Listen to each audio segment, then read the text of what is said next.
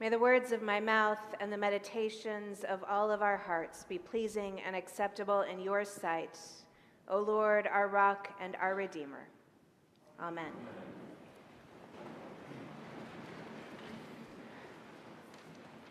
I want to tell you about a walk I took in the woods this week.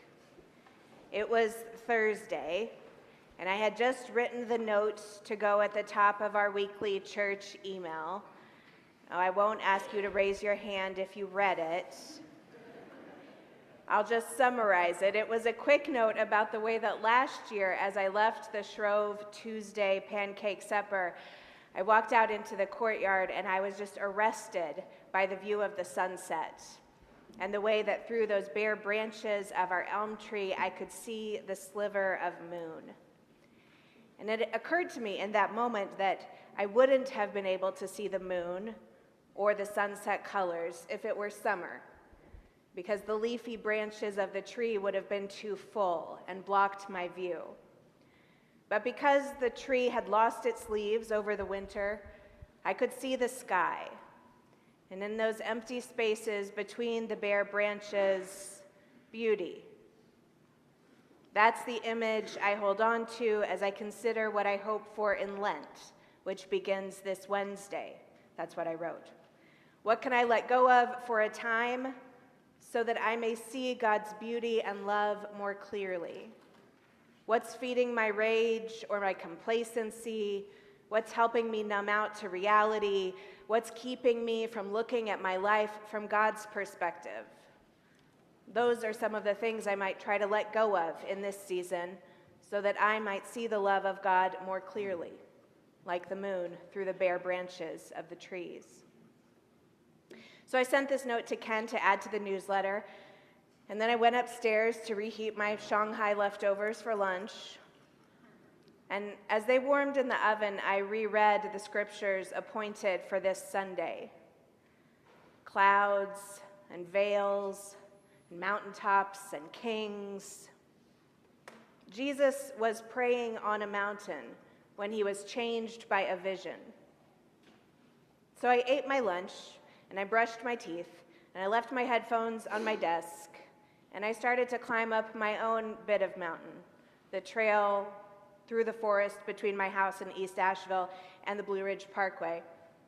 And I prayed. It was a beautiful day Thursday, sunny, dark blue storm clouds kind of in the distance, just a faint chill in the air. And as I walked and prayed, I did see something more clearly. The longer I walked, the more I realized that there's not even a 10-foot stretch of trail that doesn't display the damage done by Helene. Most of the path is traversable now, though immediately after the storm it was totally inaccessible. But what was cleared by chainsaws still lays piled on either side of the path. And as I walked, each felled tree just hit me harder and harder. You know this if you've tried to take pictures and send it to friends. Photos just can't convey the damage adequately. There are root balls twice my height right next to me on the trail. At one spot, I just stopped and counted how many enormous trees within my view were totally fallen. And just looking in one direction, I counted 8. I've walked this path a couple of times in the months since Helene, but those walks were either back in November before all the leaves had fallen, or more recently, but in the light of dusk and deep in conversation with a friend. I hadn't noticed. My life has been busy and full. We've all been recovering and moving on. We sort of hardly speak about Helene anymore. And I don't know about you, but I've learned to drive quickly and blindly past the particular roadsides where the destruction still screams. But something was clear on this day as I walked at my human pace and listened only to the woodpeckers knocking and the squirrels rustling through the leaves and just watched the bluebirds and the cardinals swooping by. All the living trees are still bare from winter's loss.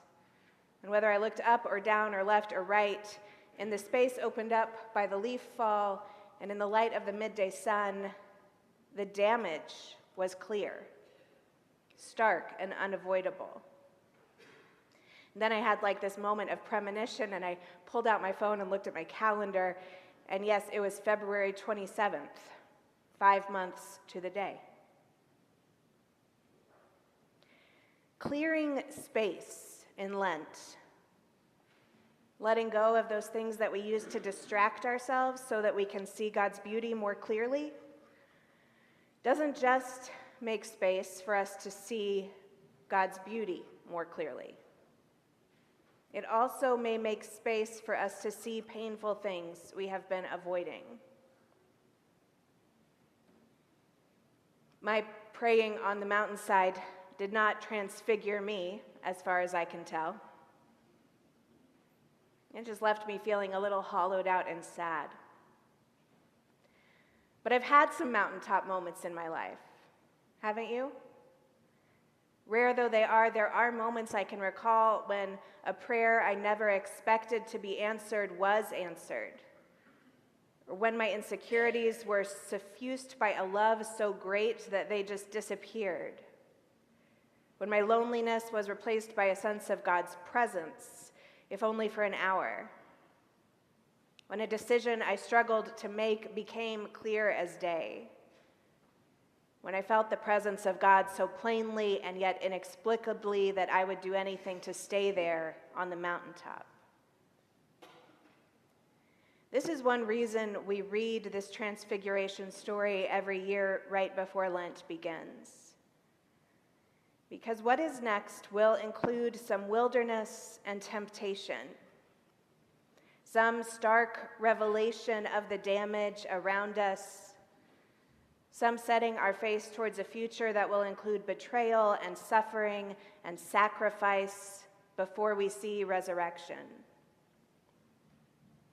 That's what's next in our church calendar, but it may also be what's next for us in our everyday lives, and for longer than the 6 weeks of Lent. And so we may need a reminder to hold on to whatever small moments of clarity and glory we've had, if we are going to be able to persevere. Those moments are often small and hidden and personal. Only a few people saw Jesus transfigured and talking with his ancestors. Nothing dramatic in the world immediately changed because of it. But those disciples were changed. They began to be transformed from glory into glory. They were given work to do, and they did it, and they did not lose heart. As I turned toward home, my walk through the woods, a praise song from the 90s came into my head. Show me your glory, send down your presence, I want to see your face. I thought more about the dead trees along my path.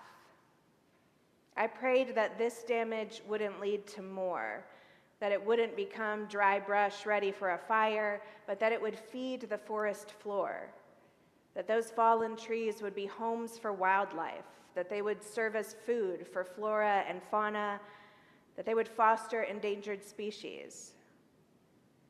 I listened to the woodpecker beating its own rhythm in the tree above my head, and I thought about something I read last year, that it takes about 2 weeks for a woodpecker to make a home. It's faster if the tree has a fungal disease that has softened it. I thought about the fact that woodpeckers move every year, and so every year they leave behind these wounded trees with holes, homes, ready for Carolina chickadees or nuthatches, birds that are smaller and weaker to use. Maybe seeing the damage becomes its own kind of glory. Maybe Jesus transfigures it and us. Maybe those spaces hollowed out in us can help us be homes for each other.